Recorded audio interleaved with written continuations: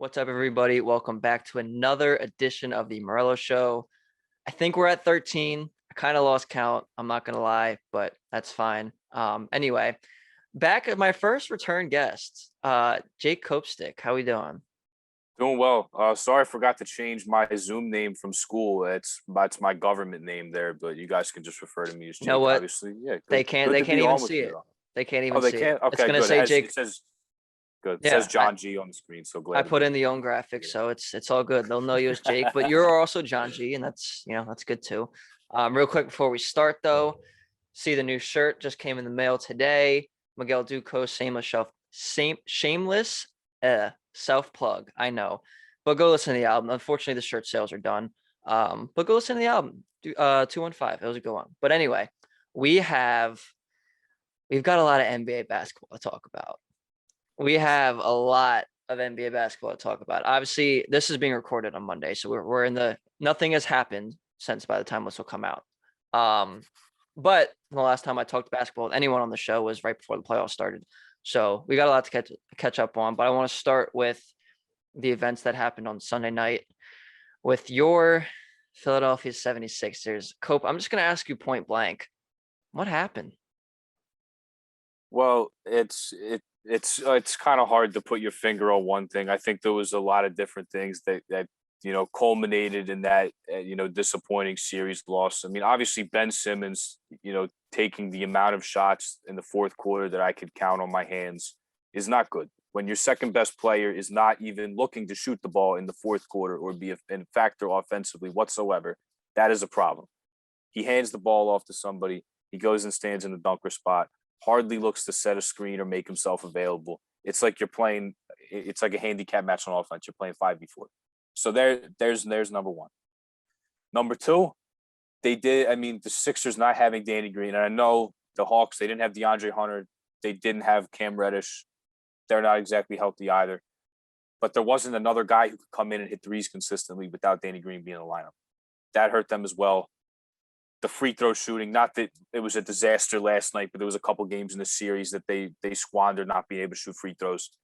And I got to be honest with you, I did not really like Doc Rivers' decision making as far as putting Furkan in the starting lineup and doing some experimenting. I felt like you waited all the way until the playoffs to do this experimenting with the lineups. It's like you had 73 games to do that, and you waited until the second round of the playoffs to try some new things. So a lot went wrong. Very disappointing. I didn't think I'd be this disappointed, but I'm so distraught, man. Last night, I mean, that was bad. That It was bad to was, it lose. was, You're one of the best home teams in the league, and you're going to drop 3 or 4 in the playoffs. Oh yeah. my God, man! That was a disaster. That was a bad series. Obviously, you turn the page, you look forward to next year, but yeah, last night was not fun. Last night was tough. No, I cannot. I've had my fair share of disappointment being a Knicks fan. Obviously, losing to the Hawks in the first round was, it was disappointing, but it was a good season. But man, I was thinking about this earlier today, like because you think about the path of the process Sixers that took, like 2018 to make the playoffs for the first time, they're the 3 seed. I was pretty sure that year. Yeah, Yeah, they played the Celtics, who were the 2 seed. they beat LeBron's Cavs on the last night of the regular season. That got them a third seed instead of the fourth. Yep. And then they won in the first round against the Heat, and then they lose in 5 to a very, very good Celtics team. Um, and nobody blamed them. That was their first playoff experience. Only go up from there. You go with the next year, you get Jimmy Butler. You have a third superstar. Well, we'll get back to that in a second. But third superstar, so we thought in 2018 or 2019 at the time, you lose by a centimeter to the eventual champions, and the team obviously gets worse next year. But then it improves a lot this year. You get Daryl Morey in there. You get Doc Rivers in there. And this was supposed to be the year. I know the Nets having Durant and Harden and Kyrie was in the way. Obviously, they lost to the Bucks though, which we'll get into too. But this was supposed to be the year. You guys got the 1 seed, one of the best home playoff or home teams in the season, like you said, and to lose 3 out of 4, to blow 2 18-plus point leads in back-to-back games when you could have closed it out there. They win those 2 games, they win in 5. Mm-hmm. It's Exactly. I mean, shout out to them for winning game 6. That's a tough environment to go into to pull that out, and they did. But man, like what's the next move? Because for me, it's like you either I think you have to, if you're the Sixers, you have to Daryl Morey and Joel Embiid have to lock themselves in a room because I think they're the two people that they should not get rid of at all. Seth Curry too, but for the instance of this, he's not going to be making any decisions. Um, Lock Joel and Daryl Morey in a room and say who needs to go, who's staying, and that includes Doc Rivers, that includes Ben Simmons, at least for me. Like, what do you think? So I liked what you did when you said that Embiid and Morey should lock themselves in a room, and you didn't mention Ben Simmons' name because I don't think he's going to be on the team next year. He can't be. The his play offensively in the fourth quarter is just so woeful and so detrimental to a team that you got to get him off. I mean, you got to get him off the team. You got to trade him. And unfortunately, everybody was watching that game. GMs across the league, personnel people across the league, they're watching that last night. They saw that. There's no way they liked what they saw. So at this point, I think the Sixers should trade Simmons. I think you're only going to get 60 cents on the dollar for what you thought you were going to get for him about a year ago. And unfortunately, you're probably just going to have to eat that. It sucks. I thought he was, I was a big Ben Simmons defender for a while. He has all these great intangible skills that you can't teach a guy. He defends willingly everyone on the court when he's asked. He'll handle the ball. He is an unstoppable player in transition. But when you get to the half court, he can't really create his own shot as far as getting jump shots. He can blow by people, but when you need a jump shot, when you need to spread the floor, he doesn't have that for you. He can't. He's not even looking to shoot. He's not even looking to influence the game in the fourth quarter. It feels like. For example, I think it was either Herter or Gallinari defending him, but when he blew past him and then had a wide open dunk with Trey right there. Like obviously he's going to dunk all over Trey, potentially even get an and one, and he passes to Thibault, who then makes 1 of 2 and late in the fourth quarter. Like that's the game right there. If they tie that up or potentially take a 1-point lead, and instead, I'm pretty sure they went down the other end and it was either the runner with Trey or he hit a 3. So either going down 3 or 4 there instead of being up 1 or potentially, going down 1, at least being in one possession if they score on the other end. Like that's killer, man. It is, and that play was so frustrating. I mean, I see what he was trying to do. He had a no-look pass to Matisse. The defense was worried about him, but you're right under the basket. Just dunk it. If you're Just 6'10", you're right there. You're right dunk the underneath the ball. net, man. I need you finishing that. But it's plays like that. It's little plays like that where, okay, maybe he made a pass that got a foul, and they were able to get a point out of it.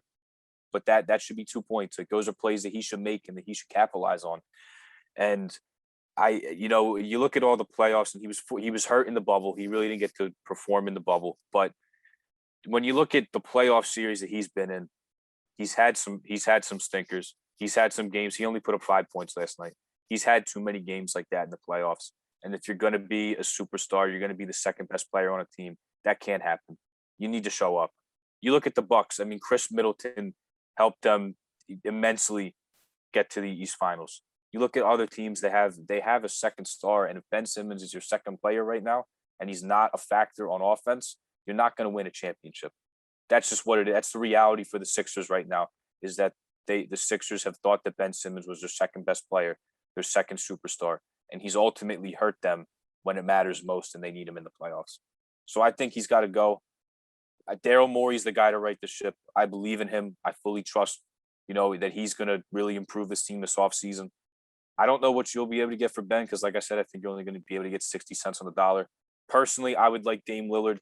I don't know how that would happen, how that would work, if Portland would even be willing to deal him. But there's no price too high for Dame Lillard. Whatever Portland asks, I would give to them. To pair Dame Lillard with Joel Embiid, that is a championship team to me. Like I said, I don't know how that's feasible, how that would happen maybe, but get me Dame Lillard if possible. I mean, unfortunately, they're going to have to sacrifice defense for offense in a potential Ben Simmons trade because Ben Simmons is a top 5 defender in the league. No question. Like you said with his intangibles earlier, like he does some things on the basketball court. You just go, wow, in a good way. But he also does some things on the basketball court where you just go, wow, in a bad way. Like with the passing up the dunk last night. Like personally, I've seen CJ McCollum's name thrown out there for you guys, though he's not a point guard. So I don't know who would run the offense there. But it's definitely going to be interesting. You guys need a shot creating point guard is what it is. I think Seth Curry at the 2 is phenomenal. I think that's the perfect role player for you guys. One of the best role players in the league, in my opinion. Um, and you know, Tobias is a great number 2 scoring option. Could potentially number 3, depending on who you guys get. But you need something. And you could throw That's Matisse in there too more for defense, but you need that something. that's the thing. I think unfortunately, Ben Ben Simmons is not going to be nearly enough to pry away a superstar like Dame. And it's not like Matisse Thybulle is going to be a deal breaker, but that would help. Having a guy like him who could help out Portland immediately, who's consistently been one of the worst teams defending the perimeter, to add a talent like him, I think could be big. Obviously, it's not going to be Ben and Matisse straight up for Dame. That's not going to happen. But if you're going to trade Ben Simmons, and look, he's not chop liver. It's not like they're going to unload him for a second round pick. They're going to get a return, and the Sixers are going to get something back. And he's I just still don't young. think exactly. He's still young. He's expensive, but that's because he just signed a max contract and he's under contract for a while. But I think he has to go. It just hasn't worked, and I don't really, unless he improves the shooting, which again, when have we seen the willingness? When have we seen even a little bit of improvement? You look at Giannis, he's no sharpshooter, but he's willing to take those shots. He will take those looks in a game. Then what about and Simmons? He just hasn't done it. So I And think with Giannis's that, jump shot's ugly. Like Simmons' jump shot's not ugly. It just doesn't go in.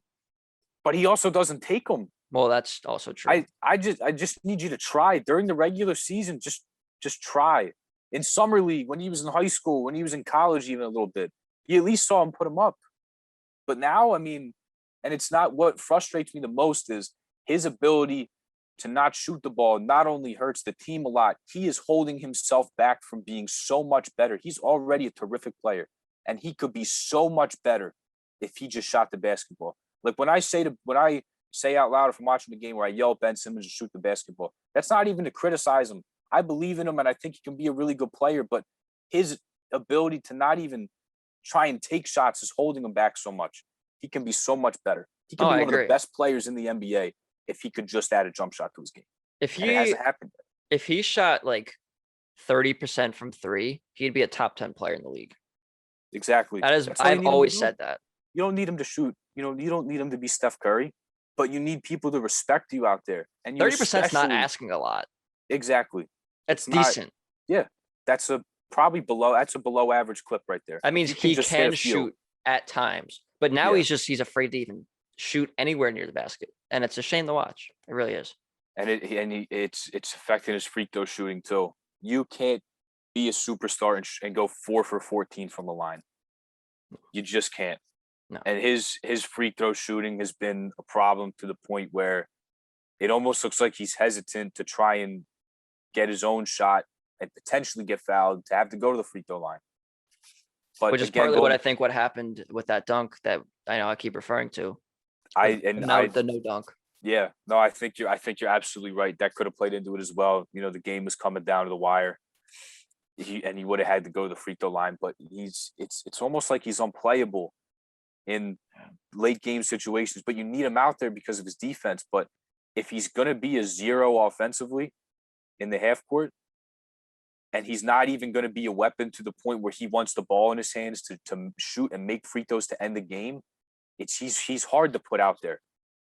He really is hard to put. And you need him out there for his defense, but if he's going to be a 0 on offense, he makes it so hard to be able to put him on the floor, with 3 minutes left in the fourth quarter. That's true. It's true. All right. Well, we could talk about Ben Simmons all day, but we got a whole another side of the bracket. The Western Conference Finals has kicked off between the Phoenix Suns, though they were without Chris Paul for game 1, and they will be without him for game 2 because he's in health and safety protocols, and the Kawhi Leonard-less Los Angeles Clippers. He'll probably be out for the postseason, I would imagine. Obviously, Suns are up 1-0. It was a pretty good game 1. Cope, we've been talking about the Suns for a couple of years now, even before they got CP3. Are they the favorite right now? I think they are. In my opinion, I will be looking at a Suns future in the very near future. To put down.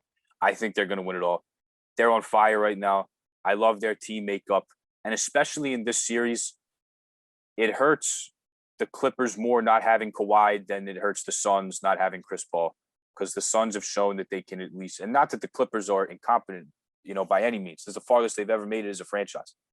But the Suns have played. They've proven that they can play without Chris Paul from time to time. And when you have Devin Booker, who is a budding superstar, do the damage he did yesterday with a 40-point triple double, which in my opinion was his best game in the NBA Of his life. over his 70-point game in Boston because it was a playoff game. He's never been to the playoffs before. His first game in the Western Conference Finals to put up a stat line like that without Chris Paul. I was about to don't say, think game anyone's one of gonna the stop Western this team. Conference Finals without arguably your most valuable player. And they were able to win.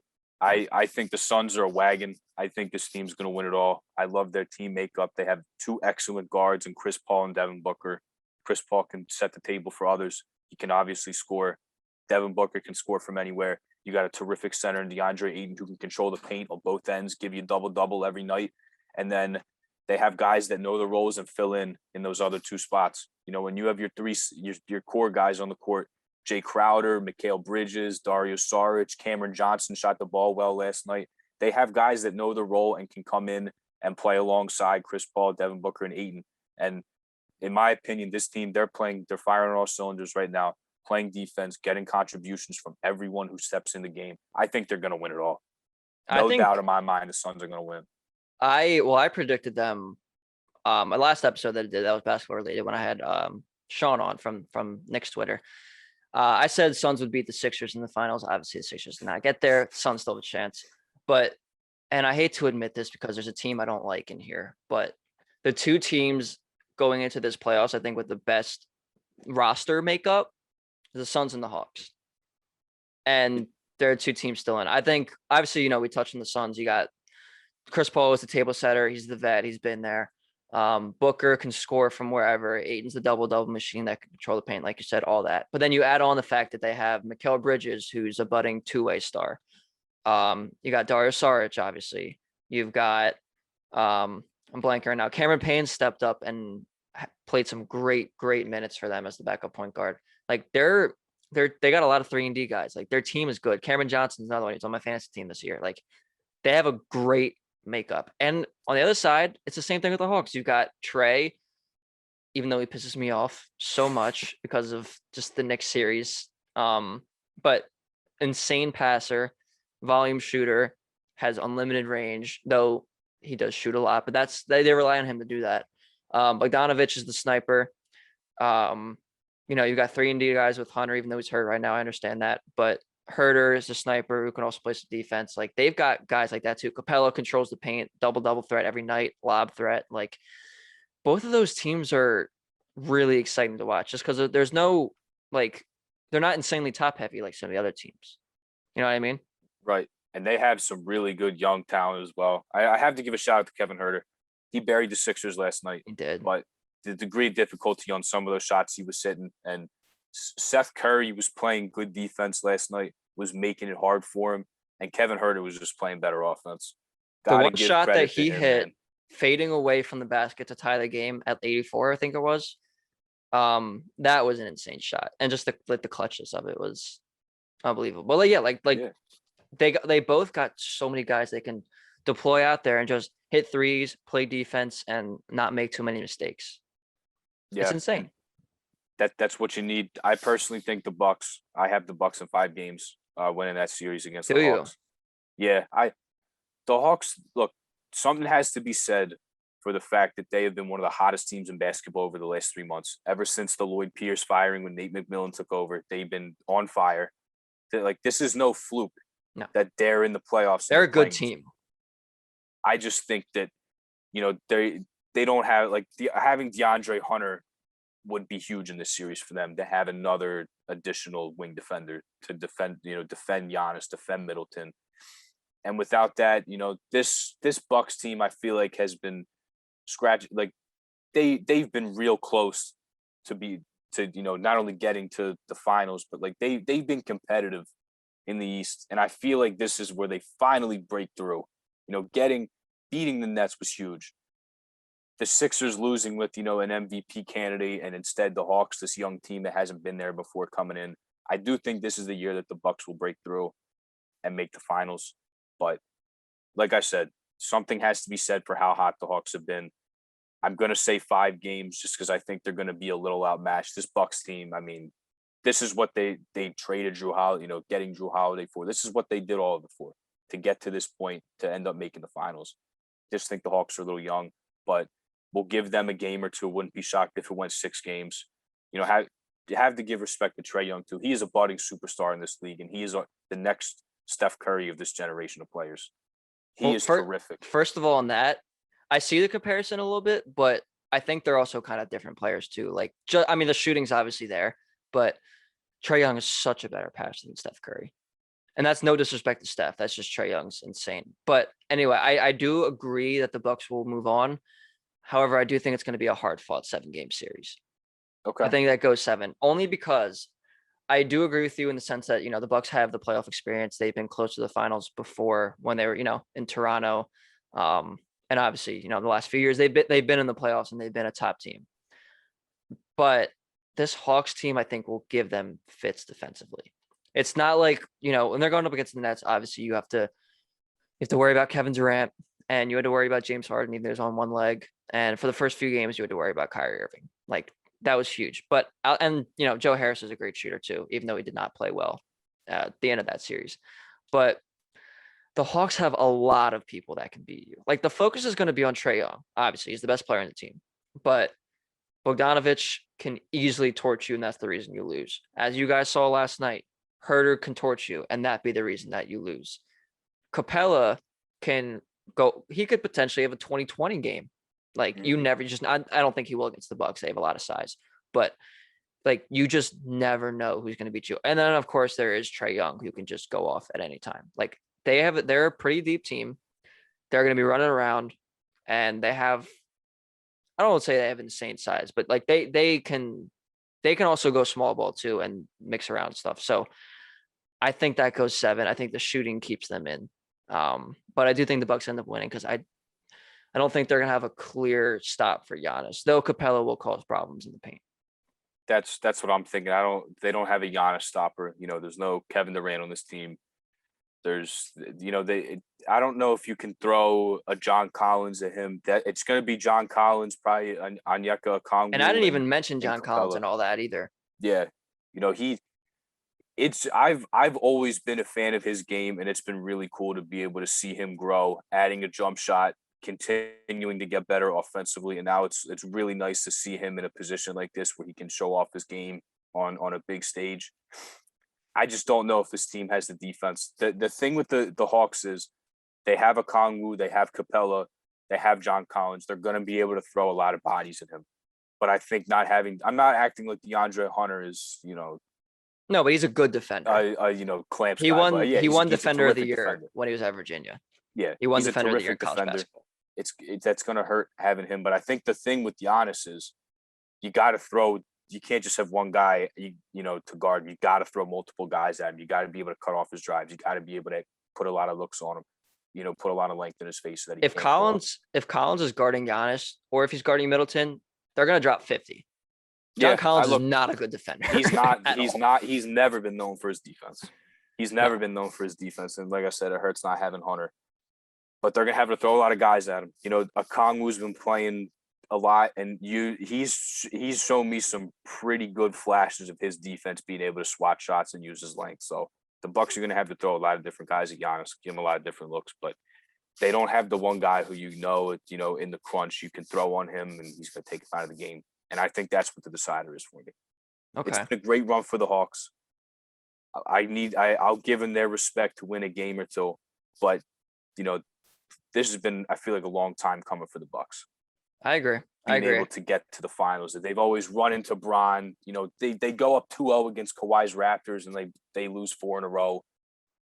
So, but I think this is where they finally break through. Also, what I want to point out, I love that this title's completely up for grabs. We don't have a LeBron or a KD or Steph Curry in it this year. It's totally up for grabs, and it's about time the NBA got a finals like that. I know, because we have not seen something like this probably since before 2010. Because it's always been Bron or somebody.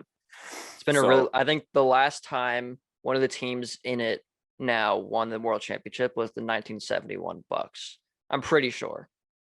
Because the So Suns have never won one before. Suns have never won one. Clippers have obviously never been in the conference finals. Yeah. The Hawks, I think it was in like the 50s or 60s or something.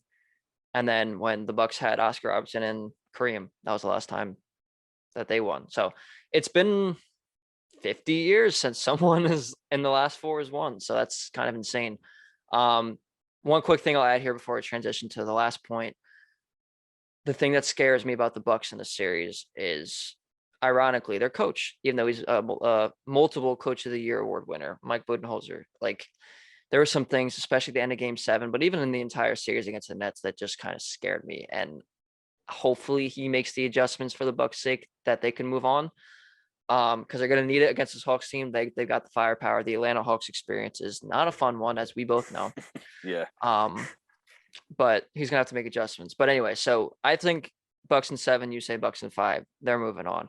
I say Suns in 6. You can tell me what you think in a second. But we at least both think the Suns are moving on to the finals, which would set up a Suns Bucks finals, obviously.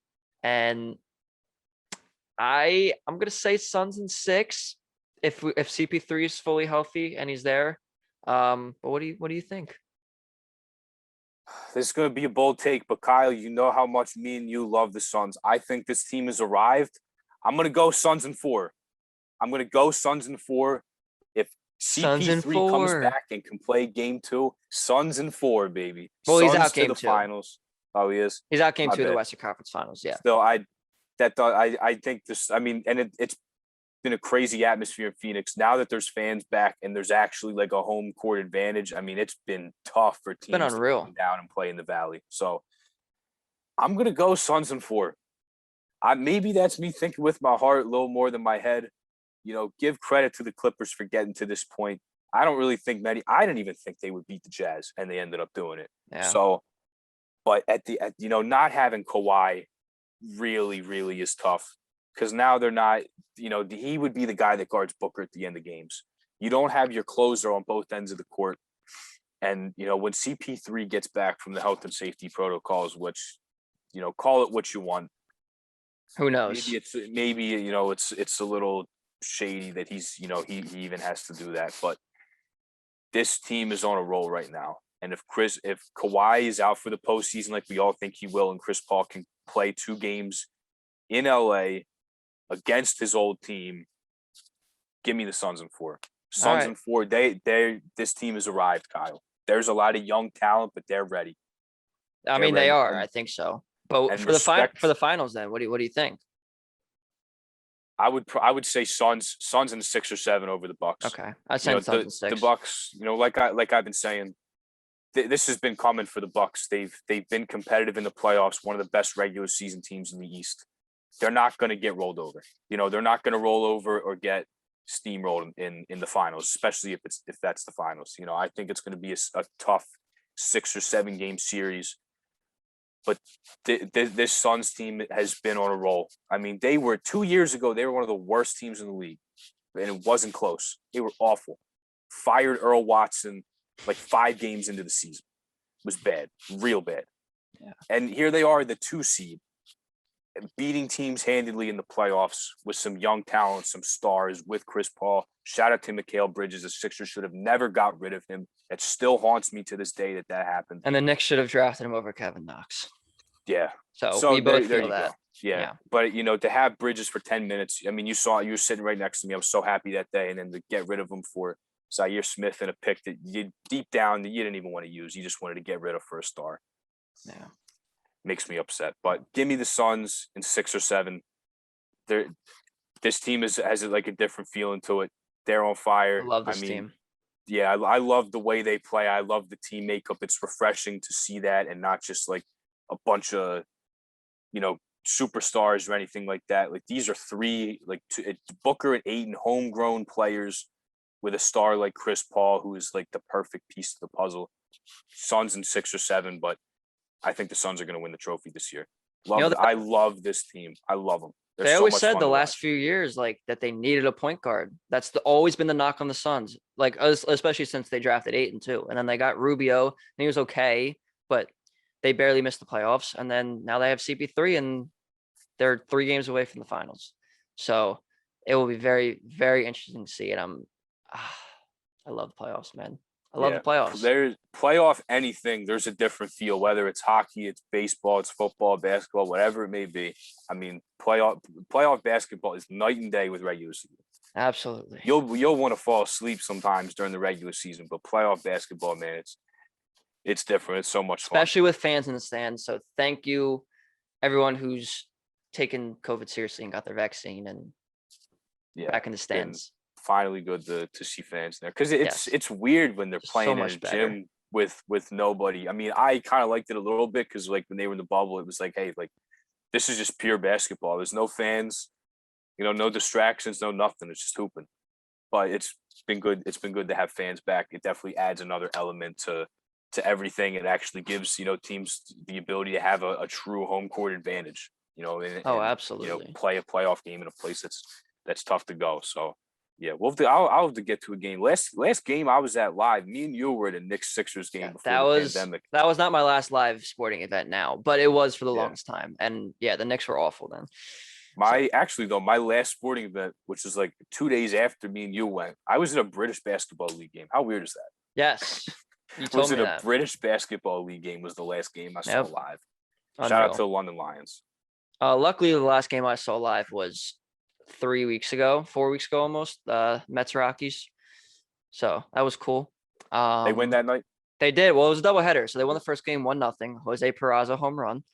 That was a Marcus Stroman start. And then we stayed for the first 3 innings of the next start, which was Joey Lucchesi, and the Mets ended up winning that game as well. But we was seeing my cousins in Queens, so had to stop by to see them. But we saw 10 innings of baseball, so worth it. And Yeah. I also went to Wrigley about a month before that, and the Mets lost that game in extras. So it happens. Actually, fun fact before we go, Jacob deGrom was supposed to start that day. Me and my buddy Kellen, who was on the show before too, supposed to start the day all week.